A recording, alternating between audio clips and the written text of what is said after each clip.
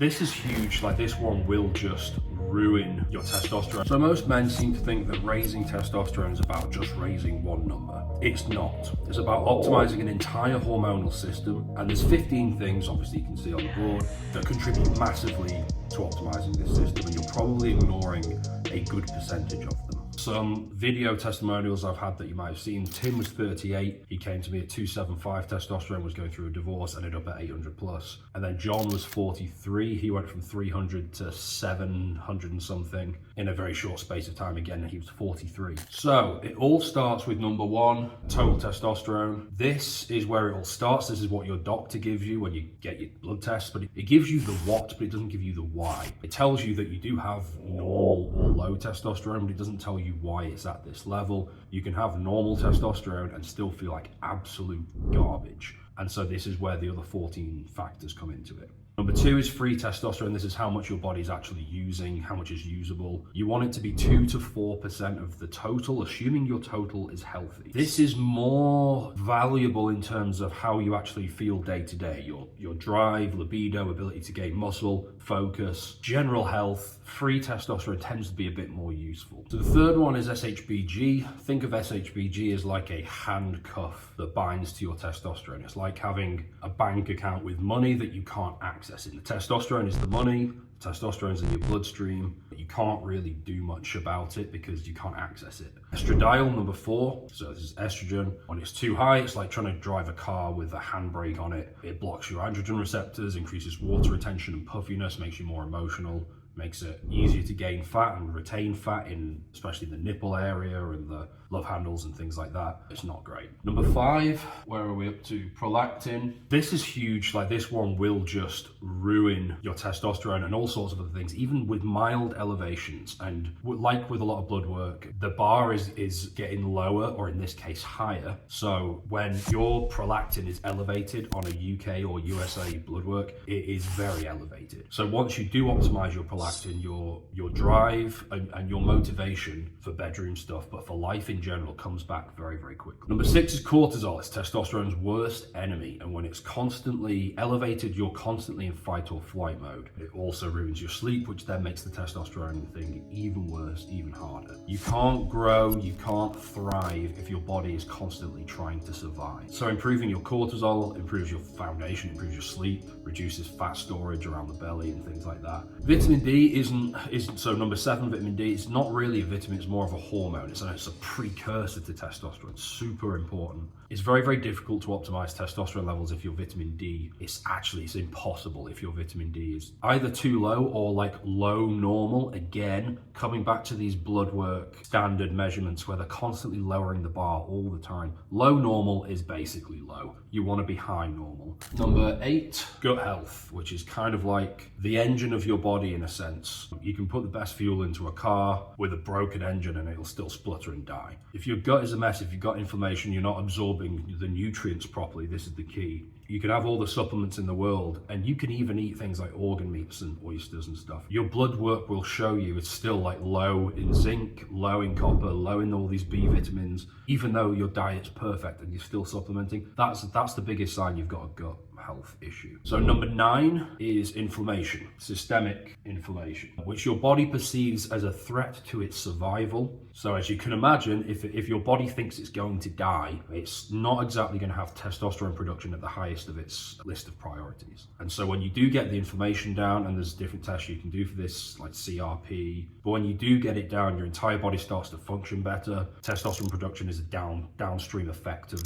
a healthy male body. But the bro science way of explaining it is your body no longer thinks it's going to die. So number 10, insulin sensitivity. This is very much tied into blood sugar and HbA1c in particular, which is long-term blood sugar. If you're insulin resistant, your body's constantly in a state of metabolic stress. You're not going to be using carbs properly. You're going to be storing fat like no one else. It crushes your energy, causes all sorts of problems, and it directly limits testosterone production as well as all those other indirect things I just mentioned. So number 11, ARs, androgen receptors. receptors. You can have all the testosterone in the world. If you've got very low androgen receptors or very low density or low sensitivity, it's like having a Ferrari with no keys. So it's kind of like the hormone's there, but it can't get into the cell to actually do anything. So you don't feel it. You don't feel the libido, the muscle. You don't have the muscle gain at all, or the metabolism. And it's another example of how you can have normal testosterone levels and feel like garbage and have a garbage physique or an average physique or whatever. You don't benefit from it. You don't feel the effects of the hormones. But reverse this, when you do improve the androgen receptor sensitivity and the number of them, that's where you can really feel the benefits of the testosterone. It actually does something. It improves your life in a meaningful way. 12 is DHT, so dihydrotestosterone. It's a derivative of testosterone. It's a more powerful version of testosterone. It's the most potent androgen in your entire body. And it's very, very much responsible for drive, confidence, assertiveness, muscle gain. Also a sense of well-being and calm under pressure. The shampoos you use, like... In 2026, you don't want to be using endocrine disrupting shampoos, getting straight into your hair, messing up your hormones and the hair follicles as well. 13 is cholesterol, so another basic fundamental in addition to vitamin D. This really is just such a building block for testosterone. This is where vegans are going to have problems. Your body synthesizes testosterone from cholesterol directly. This is more dietary cholesterol. It's not the same thing as blood cholesterol. They are not the same, I promise you. They are linked, but they're not the same thing. Blood cholesterol depends on how your body utilizes it and things like that. But you need the dietary intake to have a chance of having higher testosterone levels. 14, LH and FSH. These are basic reproductive precursors to testosterone. The FSH in particular is a huge signal for how well your testes are functioning, sperm count, sperm health. 15, finally, is thyroid. Thyroid is essentially very closely linked to your metabolic rate. Testosterone is as well, but thyroid in particular. Every cell in your body has thyroid receptors. If it's sluggish, everything slows down, metabolism, testosterone, hair growth, going back to the hair thing, thyroid is linked to it.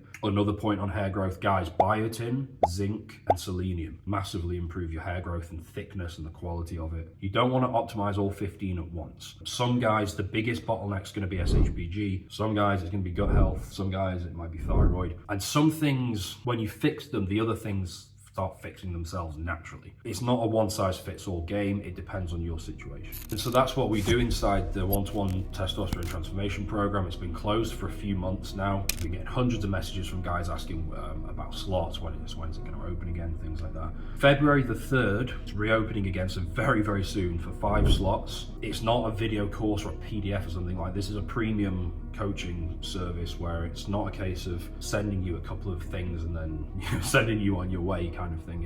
It's an ongoing process. So if you're ready for that level of one-to-one implementation and that level of seriousness, I suppose, there's a link in the description to join the waitlist.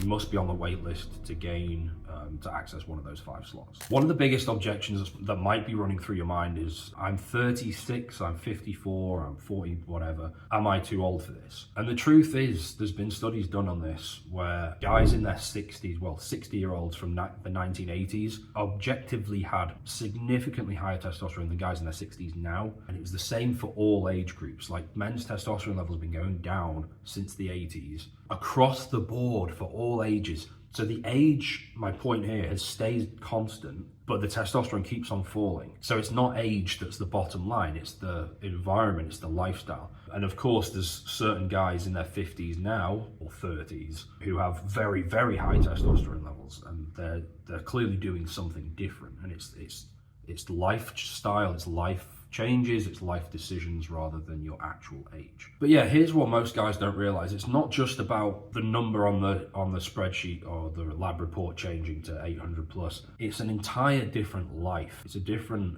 lived experience. You wake up with energy instead of feeling drained. Your mind is clear and sharp and focused. You respond to training. Every single workout seems to make you look better and get stronger. You're visibly building muscle week by week. Within 12 to 16 weeks, you could be in brilliant shape. You're performing better in bed, which makes you more confident, which improves your relationships. Like, everything starts tying together and coming together very nicely. And I guess the savage reality here is that if you do nothing, it just gets worse. So there's 5 slots opening up February the 3rd. The link to the waitlist list is below. You must be on the wait list to gain one of those slots. You gaining one of those slots is one of the best ways. It's the closest thing to a guarantee of getting to 800 to 1200 testosterone. So click the link below and you'll get some updates very soon inside the wait list.